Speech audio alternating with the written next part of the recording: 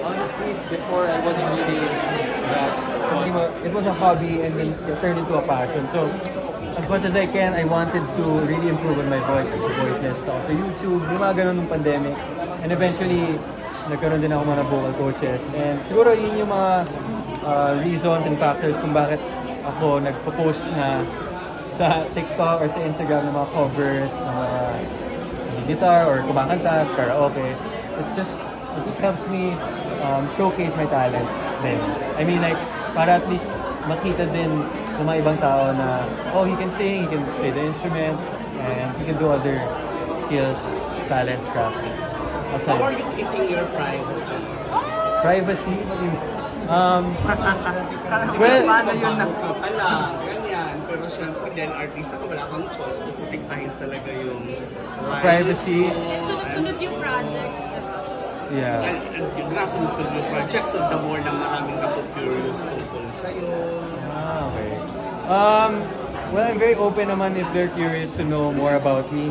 But siguro in terms of my personal time, I usually spend it with my friends, with my family. Yun yung mga private moments ko. And there are times where I also want to spend time alone. You know, reflect and rest. Especially during these past few months. These past few weeks, months, it's been very busy and productive kasi may mga opportunities sa binibigay. So, pag may mga breaks, as much as possible, I take a rest or I work out, I exercise. Kasi yun sa mga hilig ko talaga mag-work out to stay healthy as much as I can. Kasi yun sa mga priorities ko is to health is well talaga eh, kasi sobra. I've experienced a lot of medical problems before, so I really have to keep up with my health. Now na parang full-fledged artista ka na, may limitations na ba in terms of pagpapa-thirst trap? Well, I guess. I mean, siyempre as much as possible. Namimiss kami ng mga dinabinapasa. Ano ba yun? Siyempre as much as possible, as an artist, kailangan wholesome. Diba? Ay! Sinong sabi? Diba? Well, as much as possible. I mean, pwede naman mag-first trap ng konti.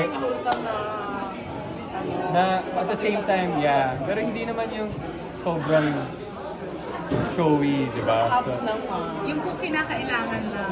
Kinakailangan. Oh my God. Nakakamiss lang. Charet!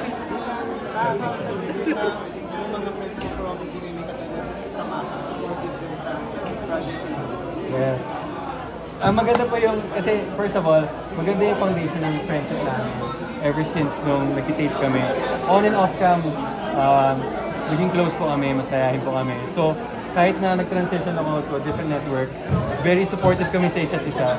And that's just how we are. Parang feel ko sobrang, ang bait pa kasi din nila eh. They're very genuine. Honestly, as I can say right now, yung mga nakatrabaho ko sa GMA and even sa CB5, so far, mga naka-work ko, even with my co-drops here, sobrang babait, sobrang genuine so far. Wala po ako naging problema sa lahat ng naka-work ko. Thankfully, wala pa naman. So, namimiss, honestly, lahat sila.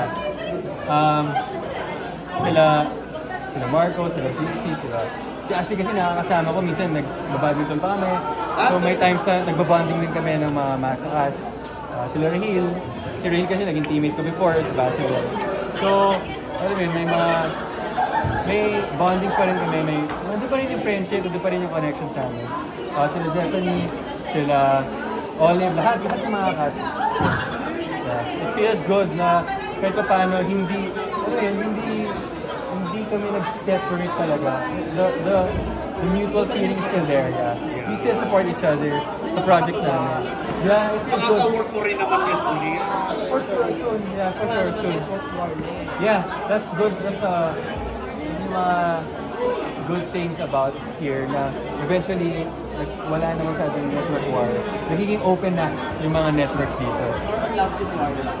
Love Team War. Pero ano pa dapat namin asahan sa'yo maliban sa vibe? Ano pa yung dapat namin asahan sa'yo? Maliban sa vibe, well, syempre I want to promote vibe first. Yun yung main natin ngayon sa press conference. So sana abangan niyo po ang vibe. It's very exciting. It focuses more on OPM, Music Countdown Show. But syempre, sana po abangan nyo rin po ang aking mga meron po akong dalawang microdramas with Signal, TV5. So sana abangan po Pure Cold Love and Father's Last Year. Iba yung atake niya, it's vertical eh. So sa cellphone pinapanood, mas malapit, mas focused on hindi kayo mga force. Mas kita yung mga emotions, mas kita yung reactions, mas kita yung feelings ng bawat character.